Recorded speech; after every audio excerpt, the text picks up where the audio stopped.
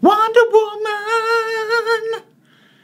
Why did I feel the need to do that? Okay, so yes, I've seen Wonder Woman 1984, and I have gotten the impression of a somewhat mixed response from other people in my line of work, i.e. people who talk about geekiness. Now, I have not actually checked out any reviews from anybody else, so I don't know exactly what other people are saying, and I will not be responding to any criticisms, critiques, what have you about the film. I am simply going to give you my views on it. I'm sorry for not getting this out sooner, but, you know, it came out on Christmas Day, and Christmas Day is kind of nuts. My Christmas Day was actually pretty normal because the people who I normally see on Christmas Day were already within my contact bubble. So it was a standard Christmas. And then I took the time after that to unwind. Thank you very much. But so my overall thing on Wonder Woman 84 is positive. I did like it. I think it is good. I do have things to mention about it, and there are a number of things that, while they still lean positive, I am mixed on. And I want to say up front, though, that I do think it is good. And I want to stress that because I have a very strong feeling I'm going to be spending the majority portion of this actually nitpicking at it. And even if I spend more time doing that, don't get the impression that I don't think it's good, because I do. And I also feel like it's worth mentioning up front that good, not great, was my initial first impression of the original movie too. And that one has gone up in my estimation since then. Does that mean that I'm automatically assuming this one will too? No, because sometimes some things that after first viewing I come away going good, not great, they end up going down. But I do find it interesting that my initial impression is actually very similar to my initial impression of the original movie. I am basically going to go through this movie and talk about every element that I have something to say about, which means there will be spoilers. And I'm not really going to segment off spoiler-free and spoiler-filled. So I think it's good if you have access to it and you like Wonder Woman. I recommend you watch it if you haven't already. There you go. Let's get into this. I really do like opening on a flashback to Themyscira because the island is awesome. The culture is awesome. Robin Wright looking ready to break someone in half is awesome. And it was just a really cool set piece to open on, this sort of tournament and almost like a Amazonian triathlon sort of thing. That was very cool. I enjoyed that quite a bit. I'll take this opportunity to single out the action scenes in general. The action scenes in this movie are great. And I need to underline that several times. I don't think any one action scene is better than No Man's Land in the first movie. But there are more great action scenes in this than there were in the first movie. Because the first movie, honestly, it was No Man's Land and the rest were kind of good. They were good enough. This, they're all great. I love the initial one we get with her taking down the robbers in the mall. A small tiny detail about that. I love when one of those guys like grabs a little girl to hold as a hostage, that the other three people who helped him in the heist are like, "What are you doing?"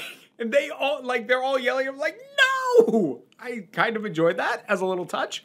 But I thought that was a great action scene. I thought the action scene on the road was terrific. I thought the action scene in the White House was great.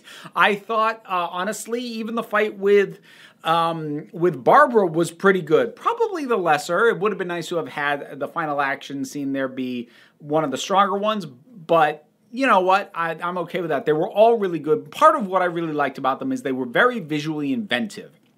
Mainly because they use the lasso so much more. And now she's using the tiara as the boomerang, which is cheesy, but I love it.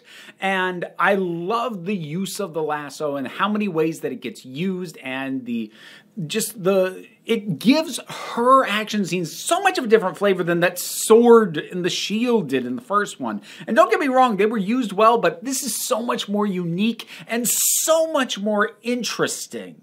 it's really good action sequences. I think, honestly, my favorite was probably the chase on the road with the military convoy, but they were all awesome. So let's get into Diana a little bit. First of all, Gal Gadot is still amazing in this part. It is stupidly perfect casting. Her in this role is still as perfect as Chris Evans as Captain America, Christopher Reeve as Superman. It's still that perfect. So that she absolutely does great work here. And looks amazing and has great interactions with everyone she shares scenes with, has that sense of strength. She's really good. There are some things that are done with the character of Diana that I am iffy on, and I suspect are at the heart of some of other people's complaints about the movie. So I suppose that in some way needs to tie me into bringing up Steve Trevor. Now, the very idea of bringing back Steve Trevor, when I first saw it in the trailer, I was like, oh no. And my initial concern there was that it would undermine or undo his sacrifice at the end of the first movie, because I actually thought that was the strongest thing in the third act. Because, let's be honest, as much as I really have come to love the original Wonder Woman, after the No Man's Land scene, that's kind of the highlight, and then the third act is okay, and Steve's sacrifice scene is one of the high points within the third act, and I didn't want to see that undermined or undone. Neither of which is what happened. So here's the thing, and there's a number of things where I kind of have this feeling. I'm not sure it was a good idea to bring Steve back. But for the most part, one single exception, I'll get to that. For the most part, having him there was executed very well. A lot of that has to do that the chemistry that Chris Pine and Gal Gadot have is still as good as it was in the first one. And he's really good at awe. His face, seeing what were for the 1980s modern flight equipment and planes and jets, he is able to embody just so much joy in that. He's really good at that. And like I said, the two of them have phenomenal chemistry, which carries this a long way. So in that level, the execution of it is really good, even though I'm not sure it was a great idea. There's one main sticking issue with bringing Steve back, which is one of two things, and this is honestly the big one out of the two, that I do feel are genuine mistakes the movie made.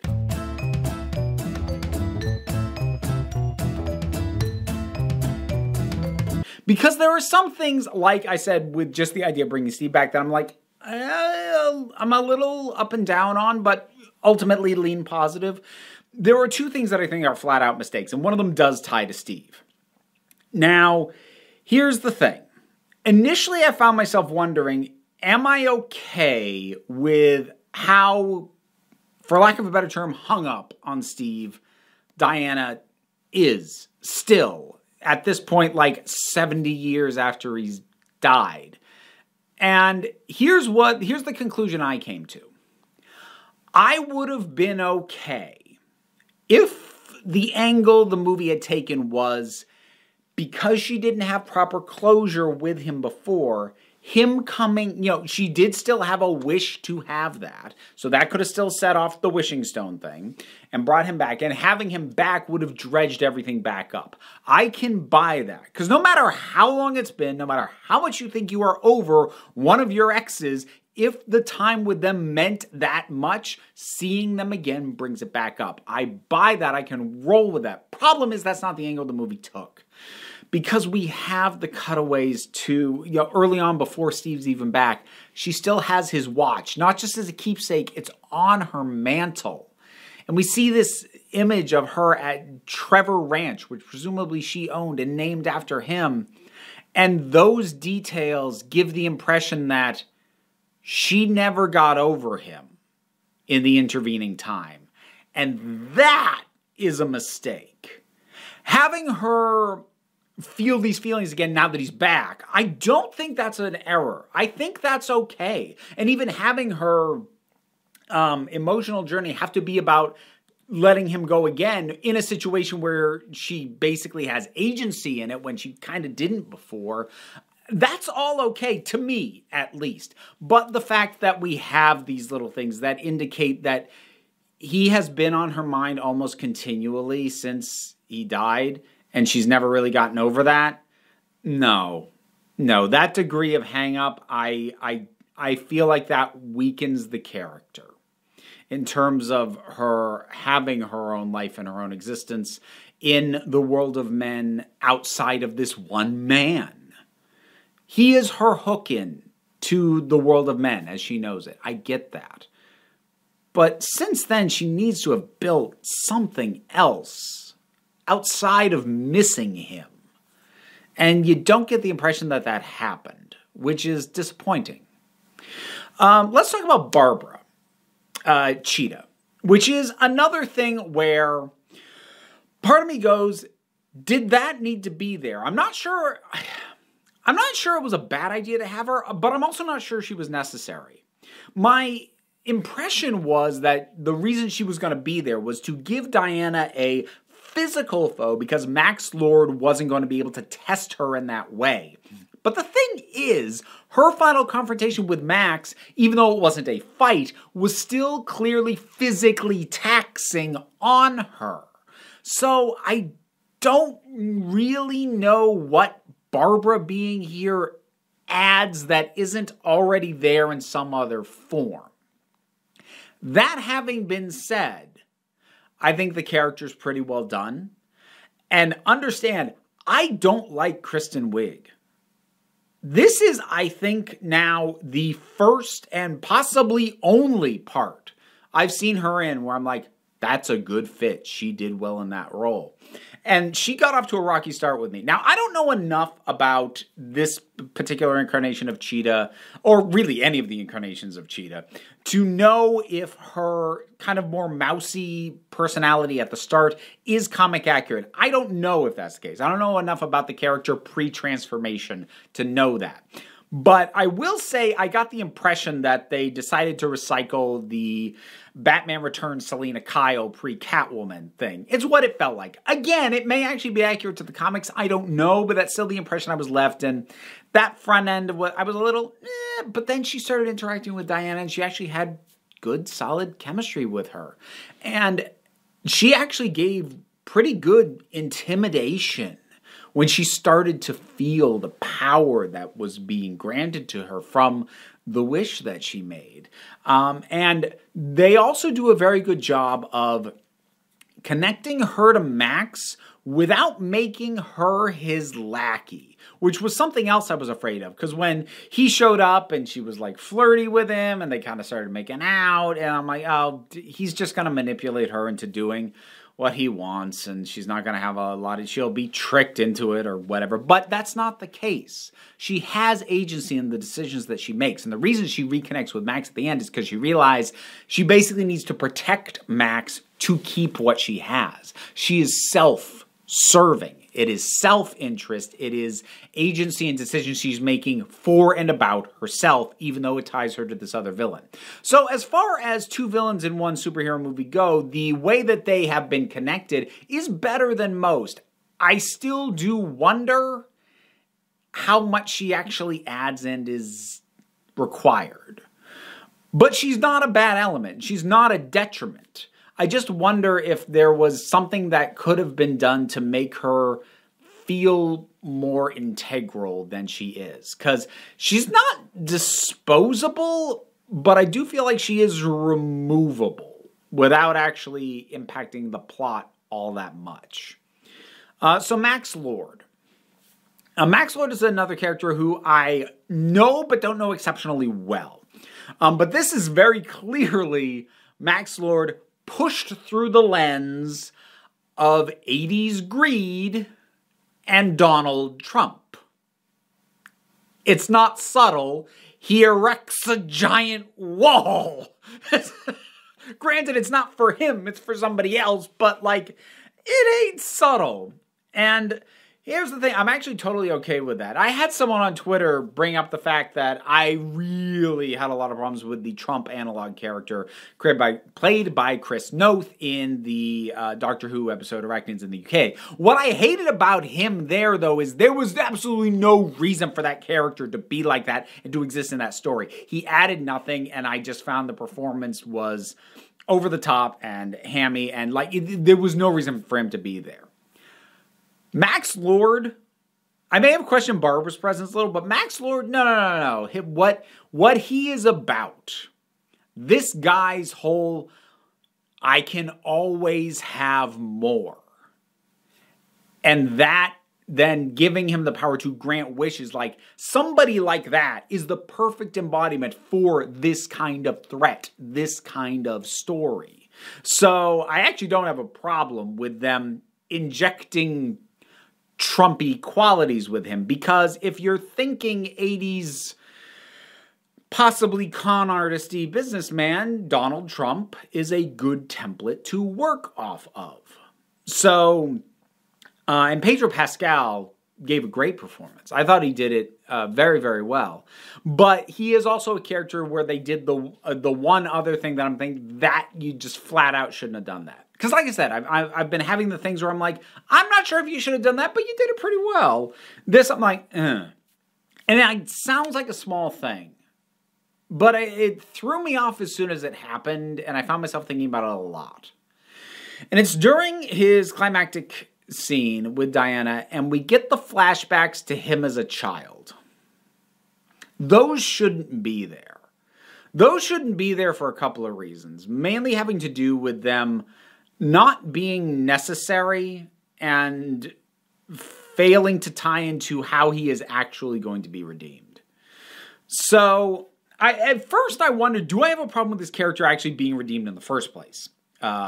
Given the sorts of things that he is built to embody. Am I okay with redemption for that? And the way, honestly, it's sold so well with him getting to his kid and tearfully confessing to him, I'm not what I've been trying to be. I'm not what I've told you I am. I am so sorry. I just wanted you to be proud of me. And the kid's actually pretty good too, saying, you don't have to make me proud of you. I love you. I just am proud of you. You're my dad. That scene is done so well that I realized, no, the idea of him getting some kind of redemption isn't what's throwing me off.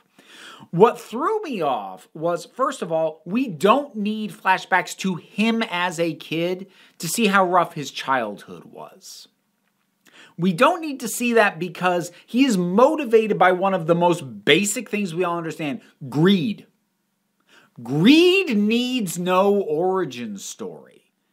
Someone who is that greedy, we get it. So trying to backtrack and explain, why is he like this? It doesn't matter why he's like this. Why he's like this is almost completely irrelevant. And there's also, I'm just going to brush by this real quick because I feel like I need to dig into this further and maybe dedicate a video to it. I don't know, but it's on my mind now. But it hit me as I was watching this and his flashbacks establishing him as a kid being poor and from a broken home or whatever. And I've realized most of the evil, there's no such thing as enough businessmen characters, at least that I can think of off the top of my head, if they have origins revealed, they were once poor. And I'm actually finding myself uncomfortable with this somehow underlying notion that the worst kind of rich people are the ones who used to be poor. I don't want to dig in that too much here because, like I said, it's percolating. But that also struck me watching this and watching that flashback. So that flashback was completely unnecessary. It didn't help. And like I said, it doesn't tie into what actually redeems him, which is his own kid. Maybe they were thinking, he wanted to be sure that his kid didn't have the childhood he had, but it doesn't blend. It doesn't work.